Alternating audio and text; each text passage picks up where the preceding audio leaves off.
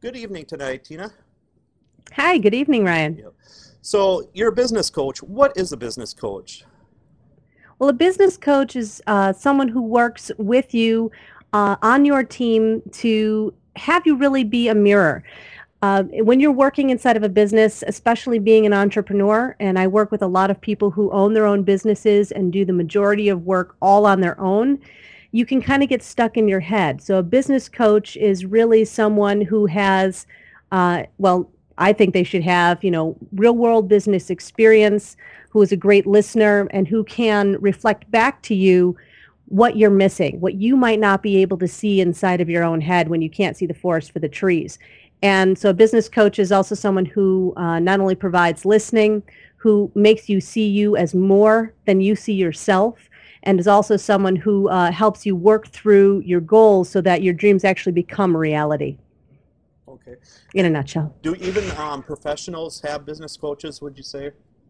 Yes. As a matter of fact, if you go out into the corporate world, every single Fortune 500 company employs coaches for their executives and for their leadership teams, and that is because coaching has been proven to improve results and improve performance, and so it's not something that is just for large corporations and is just for executives.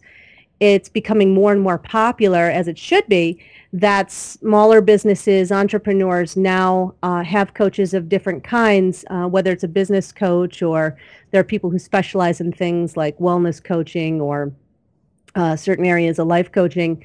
That really now everybody can take advantage of having someone on their team as a resource and as their ally. And do you think it's good to specialize in a certain kind of business area or be more diverse? Well, it really depends on what you're looking for. My approach, because we specialize in working with entrepreneurs, our approach is very whole person. We work not just with your business, but how your business impacts your life and how your life impacts your business. You can't be an entrepreneur and not have your business impact your life. It's just the way it works. Um, but depending on the profession that you're in and depending on the situation you're in, some people who need to drill down into a specific area, they might need a coach who really has a specialty in that area. But we find that most people out in the wide world need coaching or prefer to have coaching in multiple areas. So you do have to be able to, as a professional coach, to be able to address not just one area, but to be able to kind of pull it all together because, let's face it, human beings aren't very compartmentalized. We're complicated. Okay. And you've coached massage therapists before then, right? Yes, Yep. yes. I have a fair amount of experience in the massage industry. And do you see massage therapists as being more entrepreneurs in a way, or do you see them as a little bit more touchy-feely, just more trying to help everybody out all the time, and less they're not looking at the business sense as much, or? Well, what I see in the massage industry is a great desire to be entrepreneurial. By and large, folks who I see in the massage industry, it's not necessarily their first career. It's something they came to after they've been in another career and another job for a while. Every so often you do get someone who either right out of college or right out of high school goes into massage school. But by and large, we tend to see more people who it's their second career. And they took on the second career largely because massage had an impact on them. Massage made a difference for them, and now they want to make that difference for other people. And the idea of being able to make to work a certain number of hours and make enough money to live on, or to have some people take on massage as a retirement career. Um, you know, uh, so I see a lot of desire to be entrepreneurial, but I don't see, obviously in massage school, you're learning how to massage, you're not learning how to run a business. So there's a great deal of disappointment that I see when people get out into the world of massage and find that it's not all that they thought it was going to be cracked up to be. It's not how they thought it was going to go. So I get a lot of feedback, and I get a lot of people saying, gee, if I only had known this, then maybe I would have done something different at the beginning of my massage career. And fortunately, it's never too late. It's definitely never too late. Yep, and then for more of the massage therapists and stuff, it seems like they're more into how would I put it? Just wait, lost train of thought. um, for the business aspect, they're usually at like an hourly or salary before they get into massage, and then it's kind of a reality Yeah. check. With a lot of them, when they get out in the field, it's typically maybe commission or independent contracting and stuff. So Yeah, there's definitely a lot more to think about. There's a lot of details, there's a lot of nuances when you're working out on your own. And I mean, there's also a lot of inequity. If a lot of times I see, as much as I love the large spas and what they offer their clients, and maybe this is controversial to say, I don't necessarily think that they um, compensate their employees what a massage therapist thinks they should be compensated. It's a difficult situation because a larger business has to turn a profit. They have to pay their employees. But unlike paying, somebody who is working at a front desk, which is demanding in a certain way, a massage therapist has to deliver a standard of care, has to deliver something therapeutic, and also has to be emotionally attentive. And that's why I think that you see a lot of issues around what we call burnout in massage therapists, because it's not just physically demanding, it's extremely physically demanding, but it's also emotionally demanding at the same time. So, someone who goes out into the massage field, here they are thinking, oh, I'm going to make, $60 a massage. And then they go and work for a spa, or they go and work for a franchise, or they go and work for, somebody other than themselves. And if you're not producing your own clients, you might be standing around a lot, or you only might be making $15 or $20 an hour, but yet you're putting wear and tear on your body at the same time. So entrepreneurial skills are extremely important for massage therapists, even if you're working for somebody else, because your repeat clients are your bread and butter, and you can't get repeat clients unless you have some entrepreneurial skill. and can entrepreneurs be trained over time, would you say, or Hmm. is it more Oh, inbred a yeah. lot of times? Or Oh, absolutely. I mean, yeah, certain people have um, kind of, you get those shining stars and things like that, people who have, natural abilities. But what I think is more important is that most people don't realize what their natural talents are, because your natural talents are, water to the fish, as they say. No, for example, Ryan, did you always know that you were a natural teacher? no, that's one thing I never wanted to do when I went through massage school. Yeah, exactly, exactly. And that came later for you, right? Yep. But when you started doing it, what was the experience like for you? Did it feel like, well, duh, Well, yeah, I I was can scared to I could death do the first. I this? was scared to death the first 3 months, and I Yeah, really wanted to be a teacher just because my dad was a elementary school teacher for all of his career and stuff. So I really there you looked up go. to him in a way. So I kind of forced myself in that first 3 months, but after that, it got a lot easier. So Yeah, exactly. So you, yeah, you start to uncover skills you didn't even know that you had. It's getting over that first almost like bump or hump, or thinking of yourself a certain way. You didn't think of yourself as a teacher. A lot of people don't think of themselves as a business owner. Or what I see a lot of is that people have a resistance to the dreaded word selling. yep,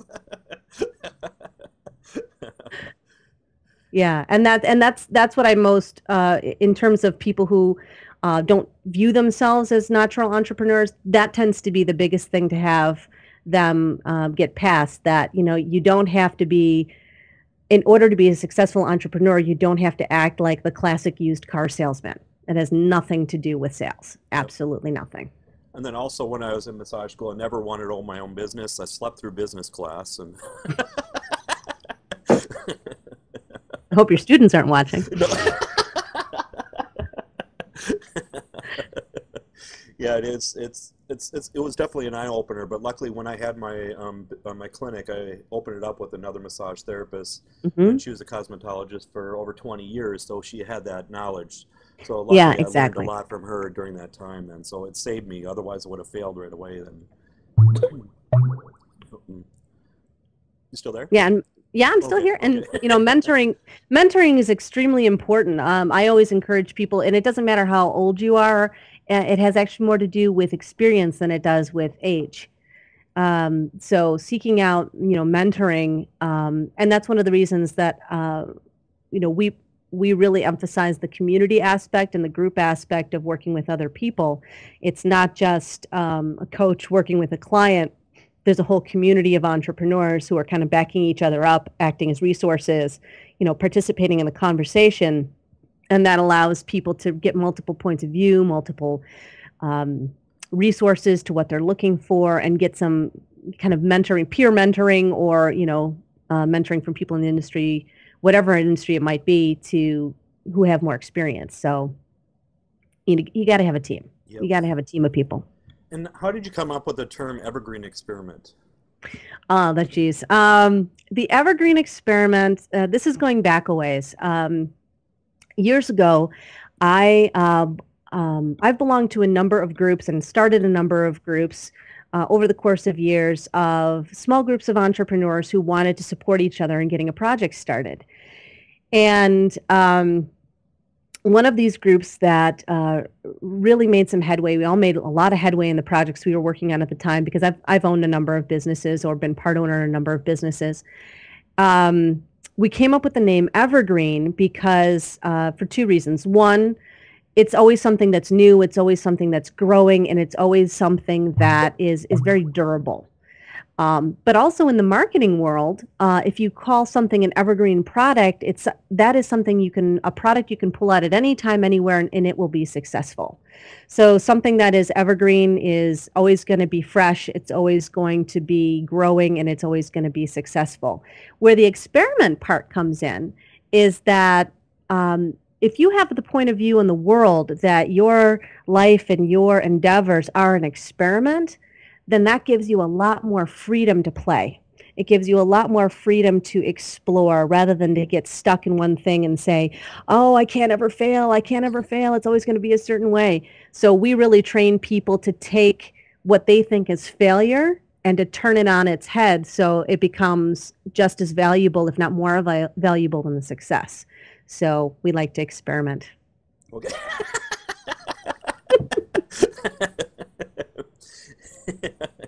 And with the Evergreen experiment, is that mostly coaching and stuff, or what other avenues Yes. do you guys get into?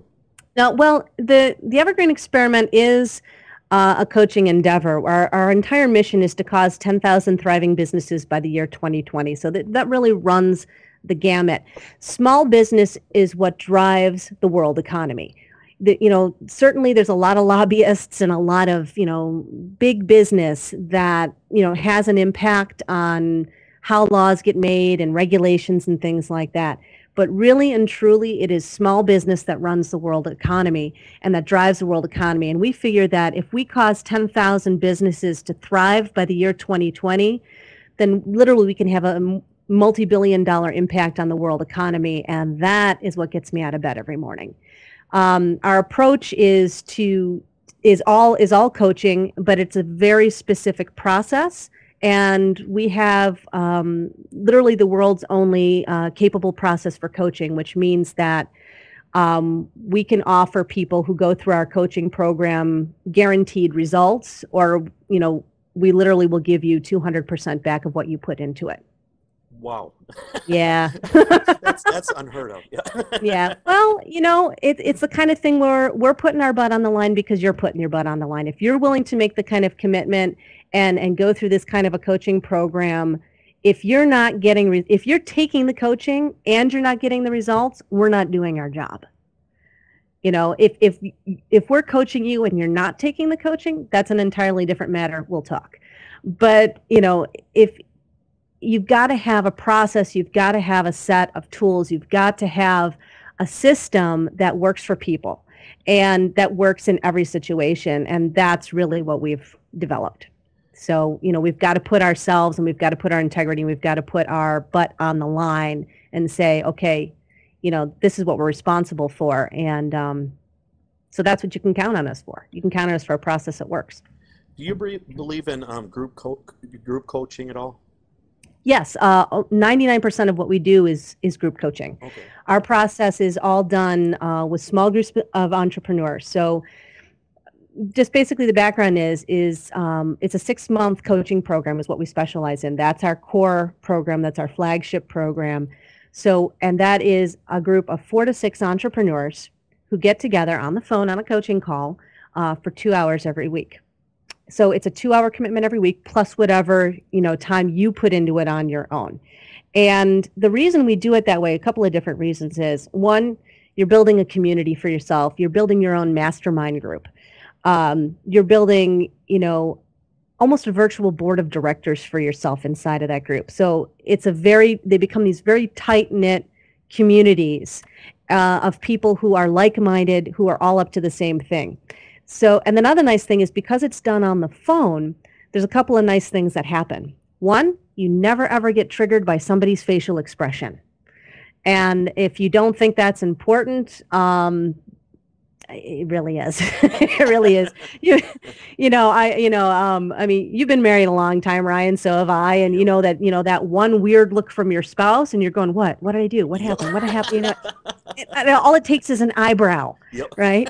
So we've removed that from the process, so that you really have to listen to each other. You really have to listen to the coach. You really have to listen to each other. And inside of the process we've created, you get the group process where you start to hear things from other people that you go, oh, you know what, that's just like me. And you get the one-on-one attention as well. So you get it coming and going basically, and you really get, the full experience of the coaching. Plus you have this community, and people tend to stay in touch with each other after the 6-month experience and continue to be resources for each other. So that's just another benefit. So you really try to require people to stick with it at least 6 months then? Yeah, our program is 6 months long. It is a 6-month commitment. So we don't tend to do single sessions or just a couple of sessions. Coaching is a process. It's difficult to really, you can't affect change in very, very short periods of time. You can have tremendous insight in an hour. You can have tremendous insight in a weekend workshop. I'm not discounting that whatsoever. But if you're really putting the rubber to the road and making lasting change, things that are going to continue to make a difference for you month after month and year after year, it doesn't take 30 days to build a habit. It takes 6 months. Okay. So you're rewriting the rules then, basically. Yes. We're rewriting the rules and we're rewiring brains, at the risk of sounding a little creepy there. But there's a lot of science behind what we do, and as well as a lot of just listening to people. And do you do any webinars at all? We will be doing some web-based training. We'll be doing some introduction things. We just launched our brand new website, and for the entire month of April, we have really quite extraordinary offers going on for anyone who comes to our website and registers as a site user, which is free and gives you access to all of the community forums and some of the web-based tools that we have. Everybody gets a free hour of coaching from either myself or my business partner, Neil. So the, 2 master coaches. And we'll also send you a couple of ebooks and, give you access to things. So that's for the month of April. And so we're really excited to do that for people. We also have a home study course that'll be coming out in a couple of months for folks who want to dip their toe in the water and want to get some value, but maybe aren't quite ready to go full boat. And do you guys have a forum too? Yes. Okay. Yes, we definitely have community forums and discussions happening all the time. And when you are in one of our coaching groups, you actually have a private forum for discussion as well. That's locked and that other people can't come into. It's just for you and your group and your coach, so that you have this coaching call like once a week, but then during the week you can have conversations and interaction. And can you set up your coaching calls? Can you do that different times, or is it kind of set? Mm-hmm. Well, it's a group coaching call, so once you commit to a time, it's that time every week. But we do have groups that are morning, afternoon, evening. We even have some on Saturday mornings. Okay. And what do you do about those clients that really want to dominate the calls? Well, that's our format is designed It has a very specific format and a very specific way that we design the call so that um, 99% of the time we don't get a person who is dominating the call. And if they do dominate the call, it is the coach's job to address that, during the call. We've actually never had a problem with that, because 9 times out of 10, that person who you start to feel is dominating the call, if our process takes care of that, because inside of our process, it's not all happy, happy, joy, joy. We're dealing with the things that people are really dealing with on a day-to-day basis. We're dealing with people's upsets. We actually teach people how to rant. We teach people how to rant effectively and how to be very concise in it and use it as a problem-solving tool. So there's a place for it inside the process, so the domination doesn't tend to happen. And believe me, I've been on many, many conference calls and been inside of lots of trainings and things like that where you get on a coaching, or not so much a coaching call, but a conference call where someone really, takes over. And we made sure when we were developing this process that we took that into account because it's human nature. And are people charged for the phone calls at all then? The coaching program, yes. The coaching program, of course, has a charge for the 6-month program. I mean, when people call in, is there like a conference call? Is it free? They can do anything on landline or? Well, it's a landline. It's a conference call line. It's a bridge line. So most people do have unlimited long distance. So they generally don't run into a problem. But if they want to, we usually work with people if it's become an issue. But we have international clients, and there's so many options now for being able to call in and call in for free or call in low cost that it's very, very economical. Big difference than having to travel somewhere or even having to get in your car and drive somewhere every week like you would normally do for a one-on-one coaching session or something like that. You also don't have any excuses in this format. I mean, weather is not an issue. Okay. Distance is not an issue.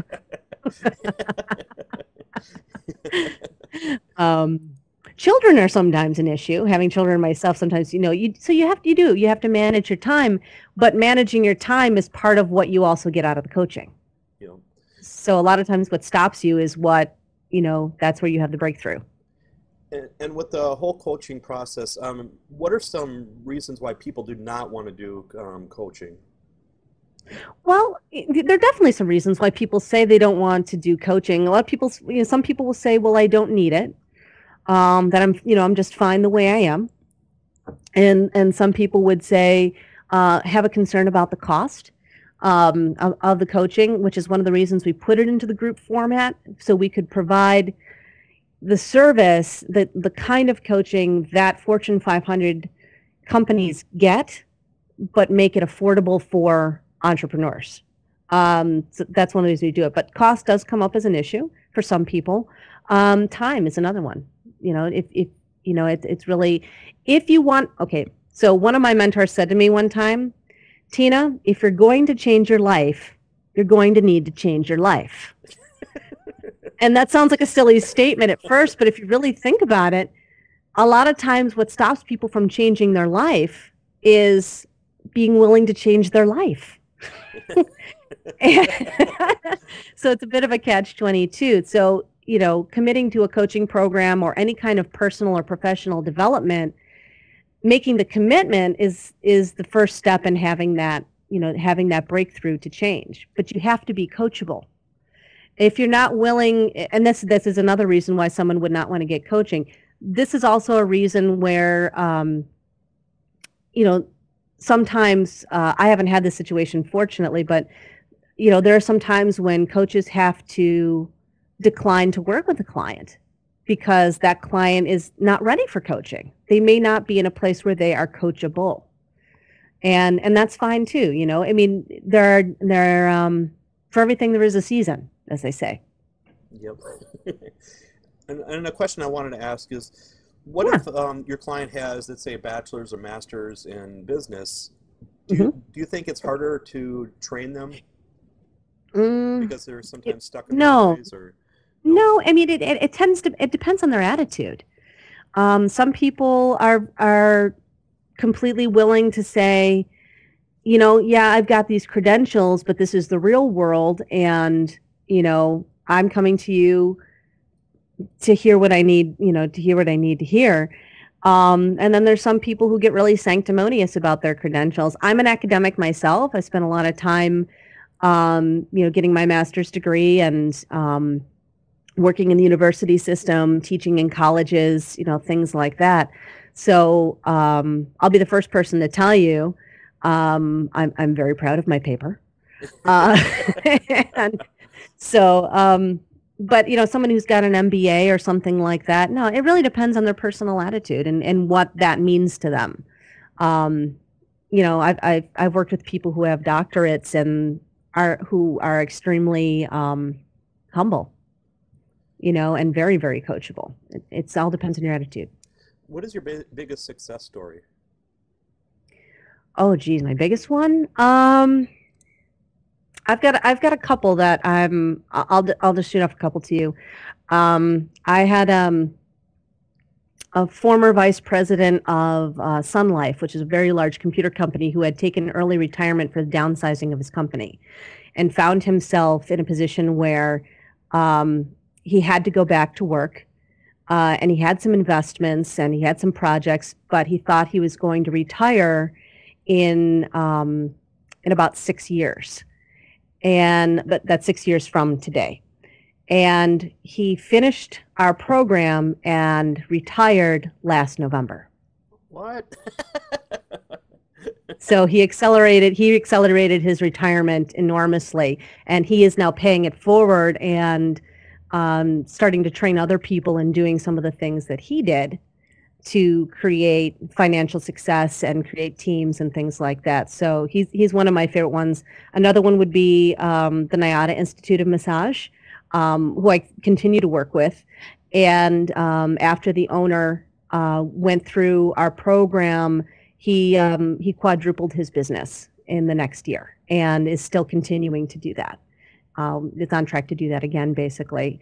And I also have another client who had been in business for 17 years, and for 14 of those 17 years had been running in the red, hadn't made a profit, and was running as a sole practitioner. And through the coaching program, she bought the building she had been renting. She has gotten almost $100,000 worth of grant money to renovate that. It's a historic building, and she now employs 6 people. Wow. Yeah. So I get really excited about this. So, so those are a couple. And what about for businesses like mine, where I don't even sell a product? I mean, do you deal with people too that don't even really sell a product? Yeah. Yeah, absolutely. Because we're really addressing people's entire life. I've worked with people who don't own businesses, but simply want to reach another level of performance. So being an entrepreneur is, okay, you can own a business and be an entrepreneur, but you can have an entrepreneurial mindset. And that's really what we're looking for. We want people to love what they do. So, in your case, Ryan, I mean, you do multiple projects. You're like myself. You got to have a bunch of things on the burner at the same time, right? Yep. You're not actually happy. It's called OCD. You got to have something going on, Yep.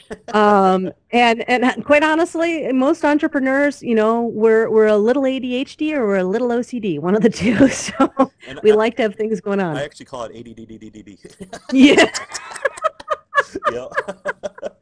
Exactly. That's exactly what it is. And so, yeah, I work with people who want to start a business, who want to break away, and working with them, they are able to break away from one position or one job and start off on their own, or they find that they don't want to start their own business, which is really important to know. And they end up getting another position or another job that they really love. I mean, the point is to have people be thriving. Whether or not they own their own business is kind of immaterial. It's, are they thriving in their lives? Are they living their perfect day? We have people do an entire process where they create their perfect day 5 years in the future, and then we really create the process to bring that day into reality. And that's what people start to experience through that 6-month program is, I'll get phone calls or I'll get emails and it's like, I had a perfect afternoon, or, I had a perfect evening, or I had a whole perfect day. And, as you start to see that what you have dreamed about is really possible, when you can make it concrete and have people start to really live it, that's when it really starts to get exciting. That's when the results really start showing up in people's lives, and it becomes a snowball. And that's why we need that 6 months, because we need a big enough snowball to keep you going. So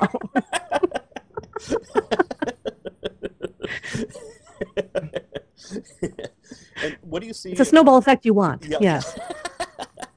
What do you see for the future? I know you want to affect 10,000 businesses, but what other hmm kind of goals do you have for your business?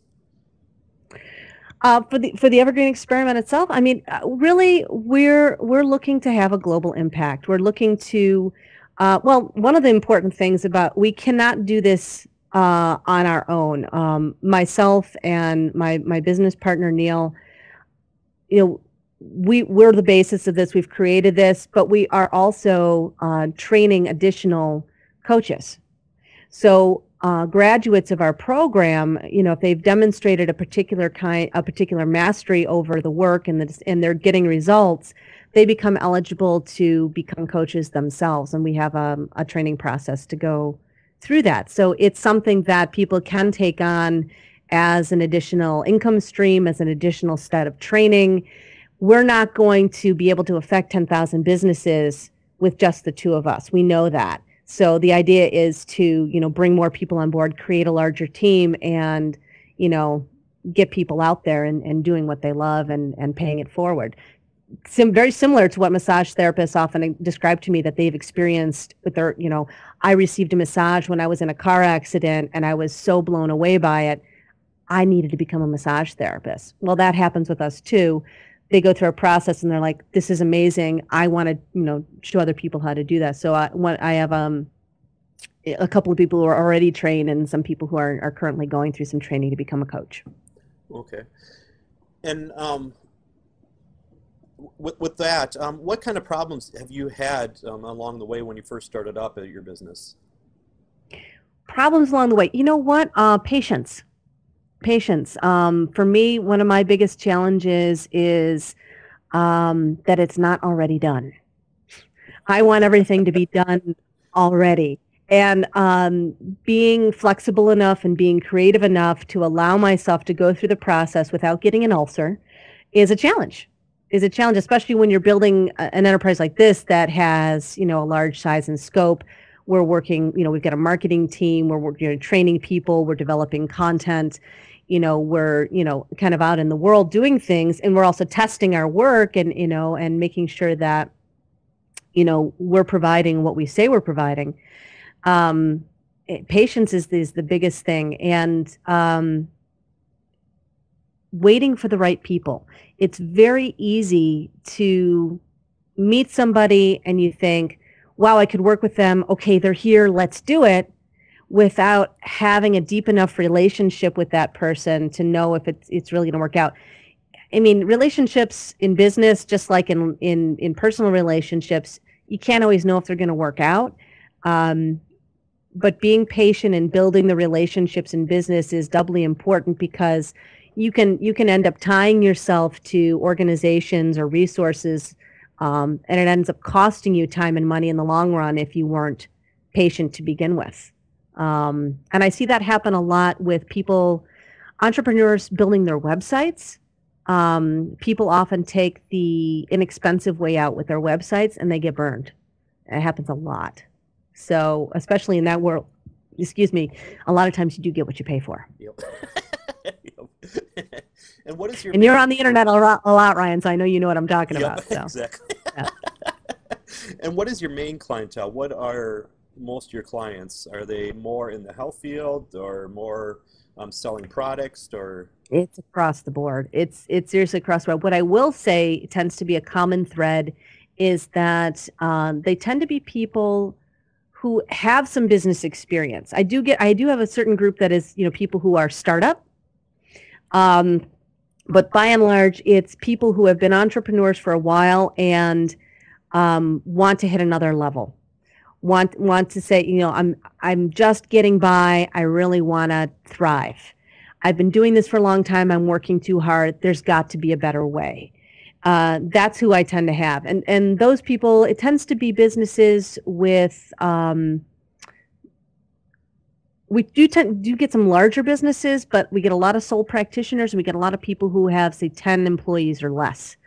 So people who tend to not have a team around them and end up doing it all themselves. And that's part of what we do is we help people gather a bigger team around them so that they find themselves having it all without having to do it all, which is a big deal. Okay. And what about videos?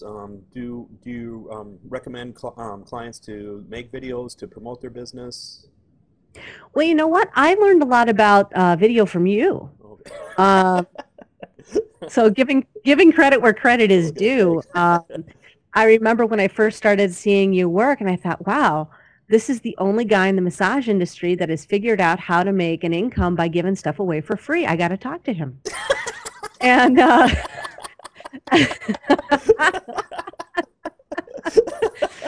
and I loved what you were doing. So I remember sending a first couple of emails to you, and you're like, okay, I don't know who the heck you are, but okay, you know. Which is something I love about you. You're so game for things. Yeah. And I've been listening to you and do a lot with video and sought out other things. I think video is enormously valuable in terms of promoting business. And there's certainly a lot of ways not to do it. I remember, I love the things on Facebook, especially Laura, if you see this, mwah. Things like, people's Facebook pictures and things like that. It's like, if you're a massage therapist, don't show your, naughty parts on Facebook. Your clients might not see it, but other people will, and it's that kind of thing, like in terms of what not to do. Don't do videos that, you wouldn't want your children to see, or something like that. I'm not even going to say your mother, because who knows, but you wouldn't want your children to see. And I think that there's a lot of room for people to use video, to play with video, to experiment with video. And it becomes so easy now because everything has a camera in it. Everything has an HD camera in it now. Your iPod, your iPad, your whatever. And, everything's got a video camera in it and has one of those buttons that says upload to YouTube. So I think that as soon as people are willing to start, again, I'll say experiment, and that's why it's so important to experiment, you get over that first hump of being uncomfortable. And I think the biggest thing with video is, at least for me anyway, it's not so much learning how to shoot video or the desire to do video, it's the video editing. So finding a good resource for video editing, or finding someone who's willing to do webinars. I'm talking to you, Ryan, on how to do simple video editing is a good idea. Yeah. And do you think people are using Twitter to its full extent? I know I don't.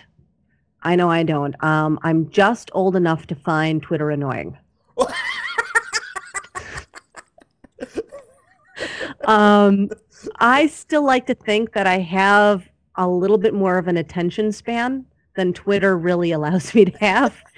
I'm not a huge fan of Twitter, but I know there are a lot of practical applications for it. I have a social media team, and I have some good instincts about social media, but I'm not a social media expert by any means. I have people that I rely on for that inside of their expertise, who really can drill down and say, okay, this is how you use these kind of social media. And you should have a social media plan as a business owner of some kind. It has to fold in with your marketing plan. There is simply no way around it anymore. Every business needs to have some kind of social media marketing plan inside of their master marketing plan. And what I've noticed with some people is they sometimes put all their eggs in one basket with social media. I mean, for advertising, and they don't go any other route for advertising. They just think social media is the way to go, no other way. So what do you say to those people?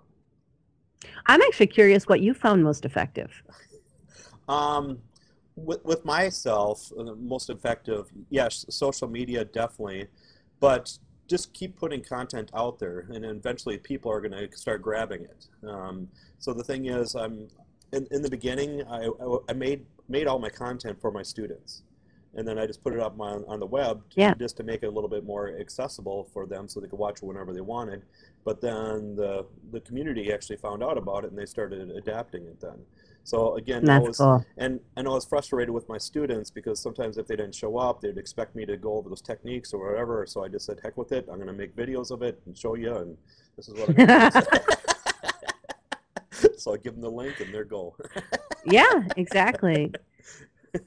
Exactly. Yeah. So, I think, yeah, you're right. People do put all their eggs in one basket. This happens with websites. This happens with Facebook. The thing about the internet and with social media is that you continually have to produce content.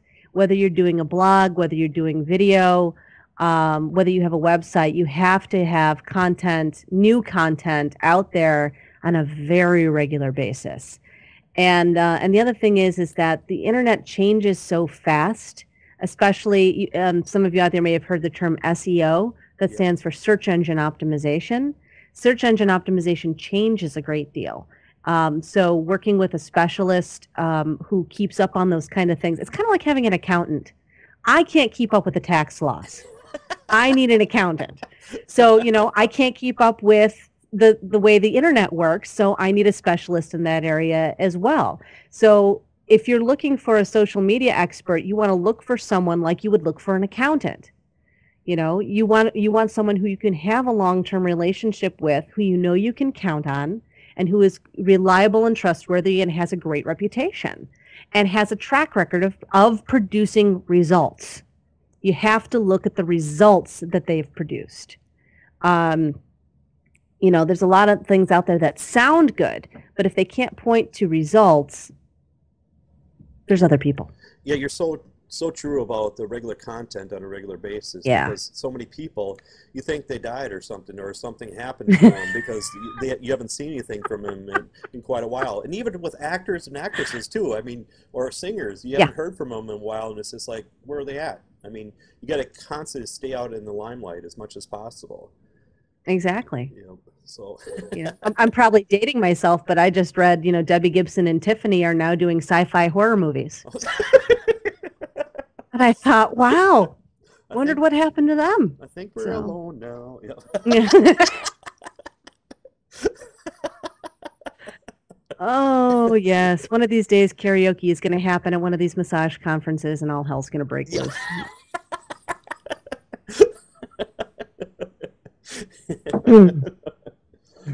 And with social media, do you see any changes in the near future with social media, or?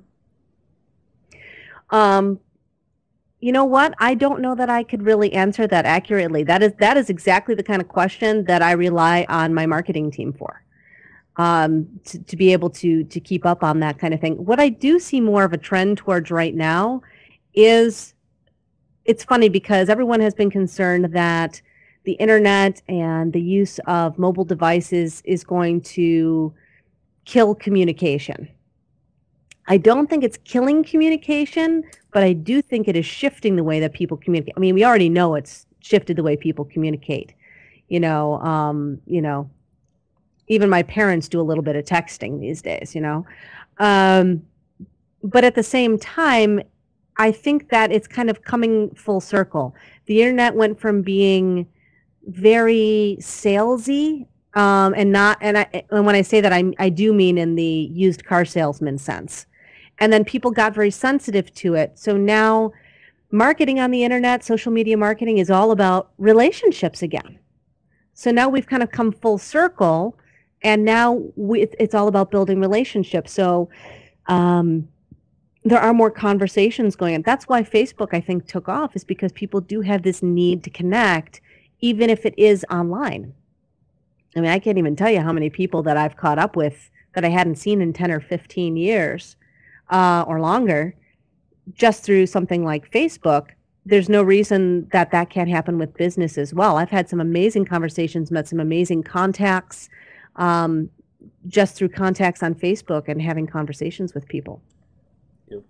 And then what's your belief between personal pages and fan pages? I mean, some people believe you should keep all business on the fan page. Some people, it's okay to merge the two. Other ones use their personal for their business. I think it depends on the kind of business you're in, and it also depends on the type of business person you are. I'm fairly transparent. I like for people to know that I'm more than a business person, that I'm a mom, and that, I'm a wife and that I'm a daughter and that I'm involved in my community and, that kind of thing. Some people really have a high need for privacy. And if that's the case, I think you should do what's comfortable for you. Um, Social media does kind of blur the lines between personal and professional. But again, it depends on the kind of business you are. In a lot of businesses, your persona has a lot to do with why people do business with you. And that's largely the case with massage therapists. I mean, you can have two massage therapists who are very equal in technique, but have different personalities. So you're going to connect more with one than the other. And I do think that that's important to let your personality come through as part of your business, because then you'll attract the clients and you'll connect with the clients who are right for you. But at the same time, you can really walk a fuzzy and fine line, and I think that's going to be more of a challenge for folks who are younger, who grew up inside of this fishbowl of social media, rather than those of us who already had certain kinds of training in, say, writing business letters or business communications, and we're kind of bringing that to social media. Whereas I see a lot of younger people who are in their 20s, and back when I was doing counseling and things like that, my specialty was working with teenagers, and I developed and ran a couple of teen centers in the inner city, which is a whole other story. I used to have street cred, if you can imagine that, but that was a long time ago. But yeah, it really is a fine line. I do think it becomes more challenging for younger people who are used to kind of letting it all hang out there with their friends and things like that, then coming into using social media for business and having some of the things they did previously kind of come around to bite them in the butt, if you know what I mean. Mm-hmm. There's a lot of nasty YouTube clips out there. And what some people do is actually pay somebody to bring up your positive content up higher too, so it kind of buries everything then. Because they say only about 20% of the people actually go to the second page of when they're Googling something and stuff. So. Oh, sure. It's very hard to get rid of content on the internet permanently. It's very durable. I mean, you may have thought you got rid of something or deleted it or something like that, and then all of a sudden it's like shows up in a different place. So you're much better off, riding the straight and narrow and being professional in all of your communications, across the board in all of your behaviors, because in this day and age, it's very difficult not to be transparent. Yep. And what I've noticed, it's really hard to, a lot, like at least once a month, I just go through YouTube and other video sharing sites and keep telling those sites to pull my information, pull my videos, because people are stealing my content left and right. Yeah. So you've got a lot of content. Yeah, so. And the thing is, I have to monitor that. The other places are not going to do that for you, so that you got to kind of look at it. You got to do all that stuff yourself. So. You do. It's very important. I tell people all the time, have you ever Googled yourself? Yeah. Google yourself. Really. See where you show up. Google your phone number, Google your social security number, Google your name, and see where you show up, because a lot of that information ends up becoming public. And you really have to decide how comfortable you are having your information out there.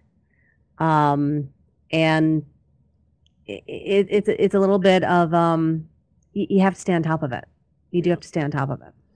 And for your coaching calls, do you kind of try to put people into categories like this group is a little bit higher functioning with the internet and they can do everything, and other ones they can't? I mean, it's hard for them to turn on a computer. So no. Our groups tend to fall out exactly the way that they're supposed to. And we want diversity inside of the group because we end up having more resources at hand then. People are dealing with things on a very personal level.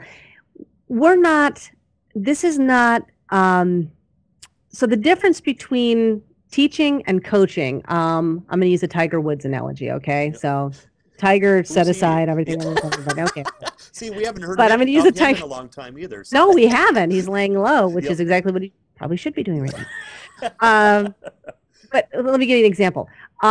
So a teacher or a trainer, if they wanted to work with Tiger Woods, they're going to sit Tiger Woods in a classroom. He's going to read about golf. He might watch some things about golf. He's going to have the professor talk to him about golf. He's going to take tests on golf. He might even do a project about golf.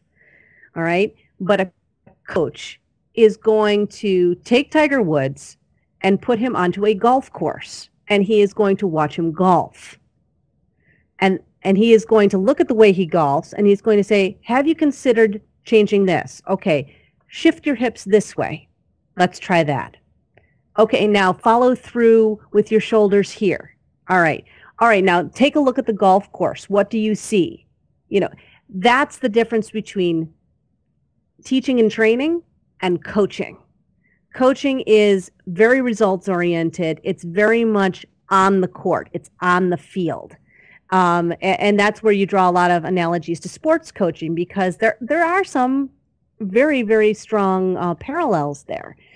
Of course, will you get some academic type of information and nuggets and little pieces and things like that? Yeah, absolutely. You will get that from coaching. But then you're applying those tools.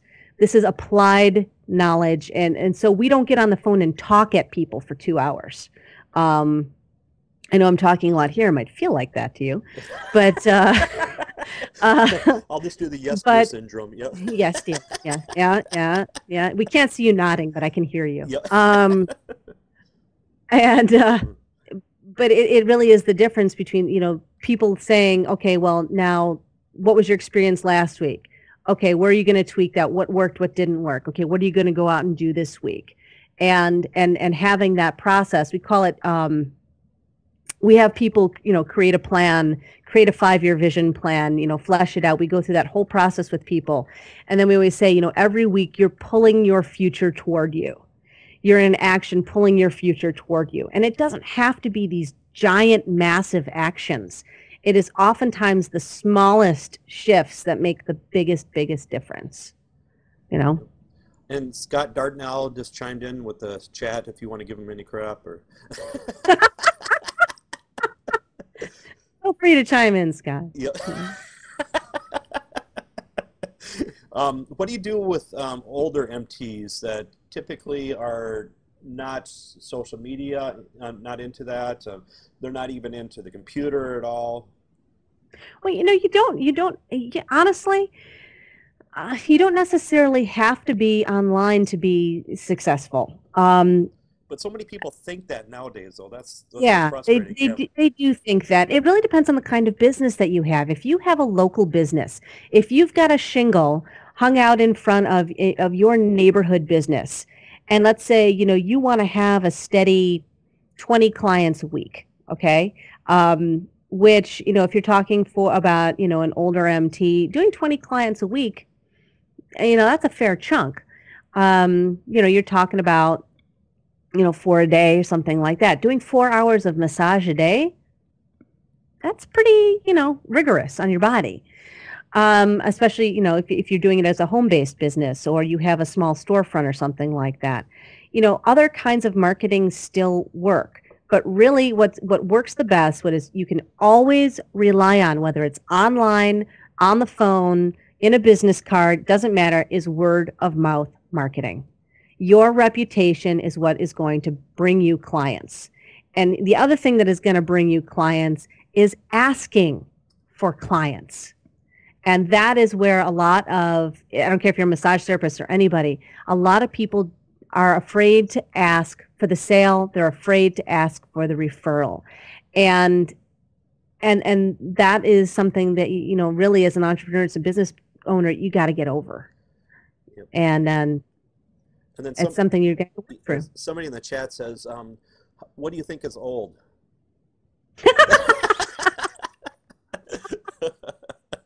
I'm going to be very political on this one and say you're only as old as you feel. That's a safe way out.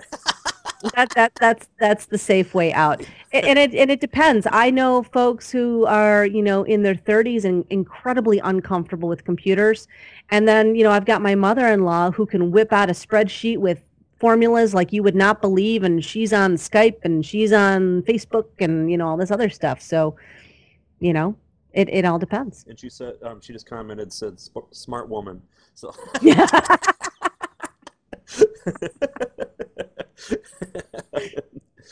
And so what's the easiest way for people to get a hold of you? Is it evergreenexperiment.com then, or? Yeah, you're welcome to contact me through evergreenexperiment.com. I'm also on Facebook. If you want to find the Evergreen page on Facebook is actually called 10,000 Thriving Businesses by 2020. So if you look up 10,000 Thriving Businesses, you'll find our page. And we try to post a lot of content for people, letting people know interesting things happening in the world of business. We're trying to get conversations going. Love to have you join us on our website and have the conversations be going. Myself and our whole team is very interested and very active in making sure that when conversations are happening in our community forums, that we're participating in them as well. I've had people describe me as kind of a entrepreneurial den mother. So, or I often describe myself as a Sicilian grandmother in training. Yeah. So, come on over, we'll feed you a bowl of pasta and we'll straighten you out. Yeah, It's you're actually in the den right now, so. I'm in the den right now, yes. In a smoking jacket, Yeah. my den. And is there anything else that we haven't covered that you need covered? That I need covered? Yep.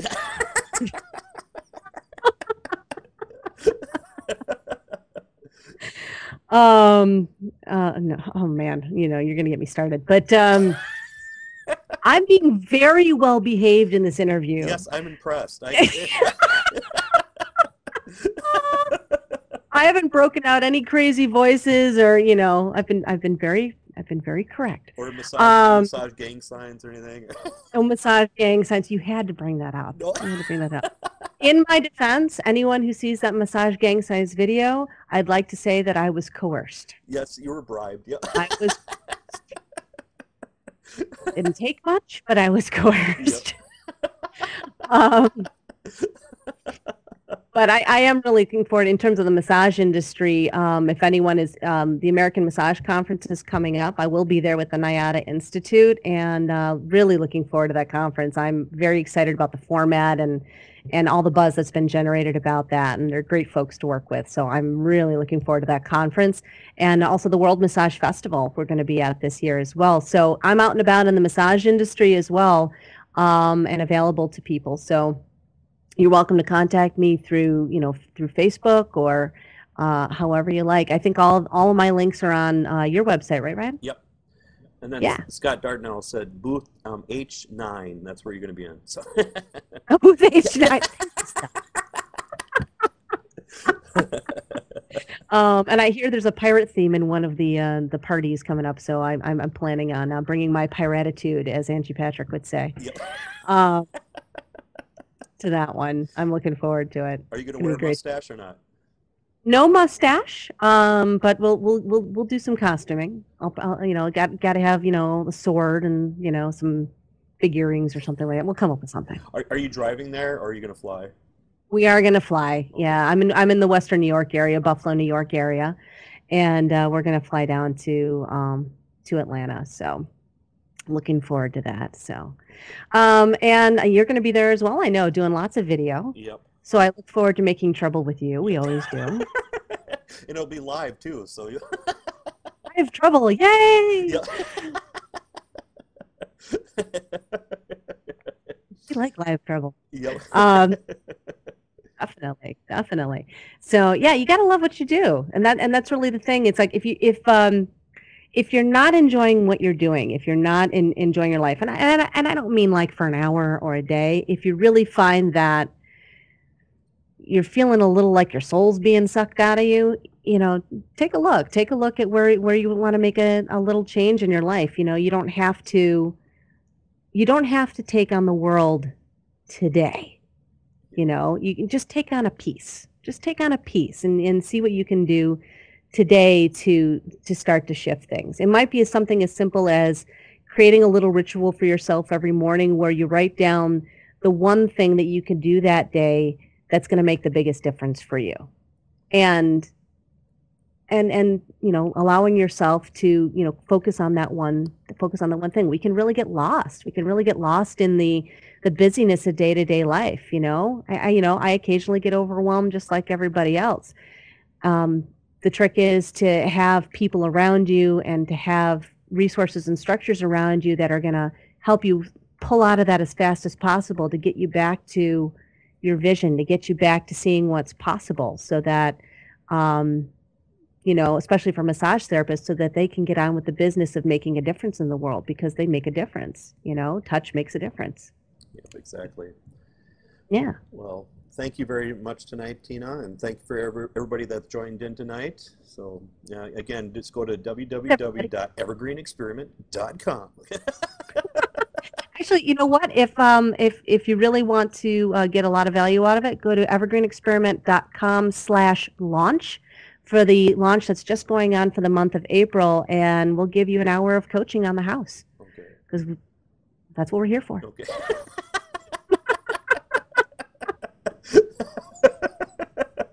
Okay, thank you, Tina. Thanks, Ryan. Yep. Good night. Good night.